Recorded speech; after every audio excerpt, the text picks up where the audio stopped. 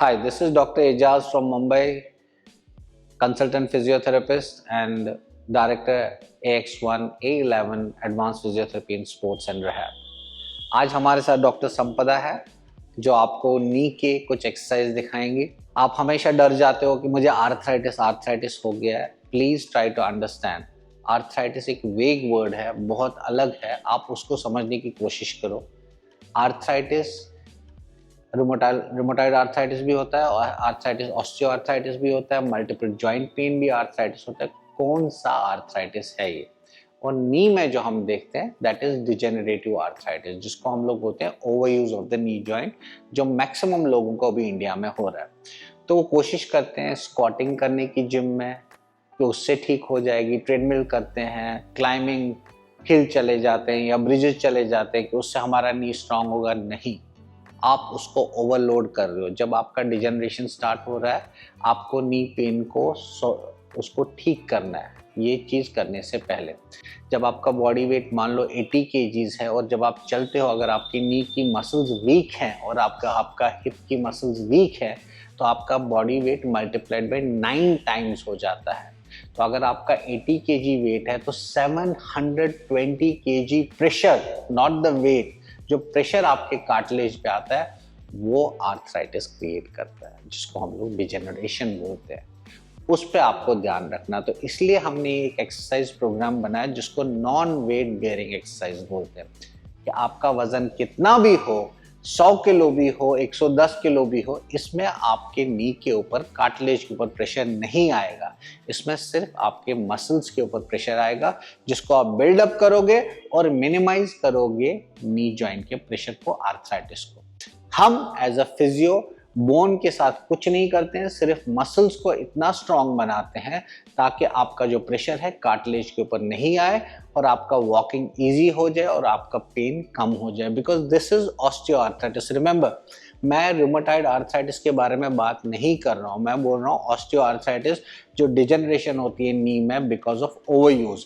उसके लिए ये एक्सरसाइज है, आप इसको कीजिए और देखिए कितना फर्क पड़ेगा। हमारे साथ डॉक्टर संपदा है जो आपको ये एक्सरसाइज दिखाएंगे। सबसे पहले जो मेन चीज है, नी से पहले हिप को स्ट्रांग करें, बिकॉज हिप जो मसल है वो लोड लेती है। अगर हिप ने लोड ले लिया तो आपका 75% लोड कम हो जाता है नी से। तो हम सबसे पहले हिप को स्ट्रांग करेंगे, जिसको हम ग्लूटियस मीडियस मसल बोलते हैं, जो outer side of the hip होता है। जब आप चलते हो तो वो लोड लेता है। Will start with that. तो सबसे पहले दोनों पाँव को स्टार्ट करेंगे, ये बैंड को बांधेंगे, रेजिस्टिव बैंड को थाइज के अराउंड बांधेंगे और दोनों पाँव को सीधा करेंगे। जो इन दोनों पाँव को सीधा किया, बैक को सीधा किया, लोअर एब्स को टाइट किया और दोनों पाँव को बाहर की तरफ पुल किया और इसको होल्ड करना जरूरी है। 1 2 3 4 5 6 7 8 9 10। रिलैक्स। इसको 10 काउंट्स 10 टाइम्स आप कीजिए एवरी डे, ताकि आप हिप मसल को स्ट्रांग करें, ताकि मिनिमम प्रेशर नी पे आए। स्टार्ट इससे कीजिए, उसके बाद हम नी एक्सरसाइज करेंगे। पहले एक बार वापस दिखा देते हैं। इसको ऊपर लीजिए, दोनों पाँव को आउटवर्ड्स, पुल एंड होल्ड। साथ में अपने लोअर एब्स को टाइट कीजिए, बैक को टाइट कीजिए। आपका बैक स्ट्रेंथनिंग भी हो जाएगा, आपका स्टेबिलिटी भी हो जाएगा, आपका एब्डोमिनल मसल भी स्ट्रांग हो जाएगा और आपका हिप भी स्ट्रांग हो जाएगा। 7 8 9 and 10. Relax. This is for your hip starting. Then we will go to knee. So इसी बैंड को आप यूज कीजिए एंकल के इर्द गिर्द।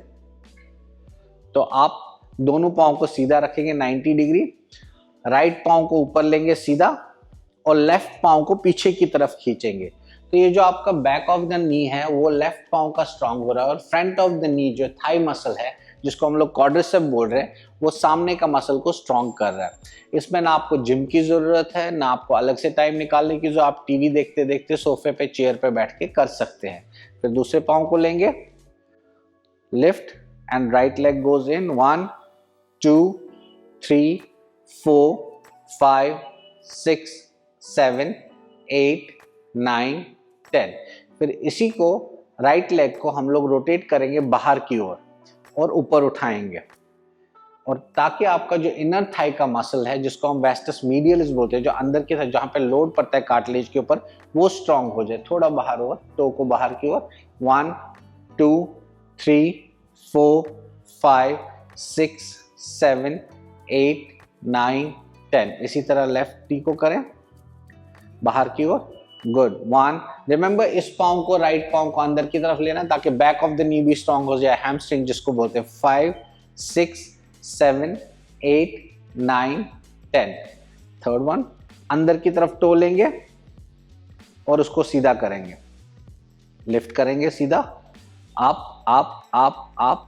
The outer side of the thigh gets stronger. 1 2 3 4 5 6 7 8 9 10। Left leg.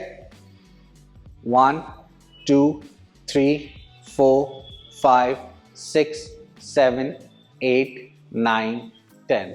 इसी एक्सरसाइज को आप 10 बार करेंगे, स्ट्रेट, आउटवर्ड्स एंड इनवर्ड्स। जब आप ये तीनों एक्सरसाइज करेंगे तो आपके नी पे जो प्रेशर है वो रिड्यूस हो जाता है। ये पहले मीडियम साइज या नॉर्मल साइज बैंड से करें, फिर हेवी बैंड से करें जिससे रेजिस्टेंस हेवी आती है, तो आप उसको अपग्रेड कर सकते हो। उसकी वजह से आपका स्ट्रेंथ बढ़ता रहता है मसल्स में। और सबसे बड़ी बात है कि आपके जॉइंट के ऊपर कोई प्रेशर नहीं आता है, आपके कार्टिलेज के ऊपर कोई प्रेशर नहीं आता है, सिर्फ प्रेशर मसल पे आता है जिसको वो स्ट्रॉन्ग करते हैं। और आपका जो वेट बेयरिंग है, जब आप चलते हो, क्लाइंब करते हो, स्टेप ट्रेडमिल करते हो, कोई भी एक्टिविटी करते हो, तो आपके कार्टिलेज के ऊपर प्रेशर नहीं आता है, वो सब लोड मसल ले लेती है। आप इस एक्सरसाइज को करो कम से कम 3 से 6 वीक तक, उसके बाद आप बाकी एक्सरसाइज स्टार्ट कर सकते हैं। ये बेसिक एक्सरसाइज है हिप एंड नी की, जिससे आपका मिनिमम प्रेशर कार्टिलेज पे आता है और आपका नी सेफ रहता है, तो आर्थराइटिक चेंजेस कम होने लगते हैं। Thank you.